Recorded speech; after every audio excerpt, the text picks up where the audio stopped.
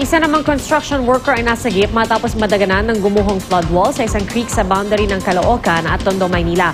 Pahirapan ng rescue operation na inabot ng 1 oras. Balita hatid ni Haji Rieta. Sa videong ito makikita mga construction worker na tulong-tulong na binubuhat ang gumuhong pader na ito sa Kasili Creek sa boundary ng Maypaho, Caloocan at Gagalangin, Tondo. Nasa ilalim kasi nito ang kanilang kasamahan na nadaganan ng pader sa kalagitnaan ng trabaho. Makapal at mabigat ang bahagi ng pader, kaya naman pahirap ang i-rescue ang kanilang kasamahan. 1 oras daw ang inabot bago na-rescue ang trabahador at agad namang naitakbo sa ospital. Wala namang humarap sa news team nang subukan naming kapanayamin ang ilang trabahador.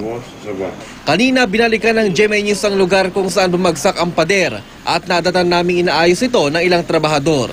Bagaman di humarap sa kamera ang ilang kasama ng nadaganang trabahador kahapon, umaasa sila na maayos ang kalagayan nito. Nasa 5 metro raw ang haba ng gumuhong bahagi ng pader na pinapalitan na ngayon. Ang DPWH-NCR daw ang may proyekto sa nasabing flood wall na naipatayo dahil madalas bahay ng lugar kapag umapaw ang tubig sa creek. Sa ngayon, nagpapagaling pa sa ospital ang nadaganang trabahador. Haji Rieta, GMA News.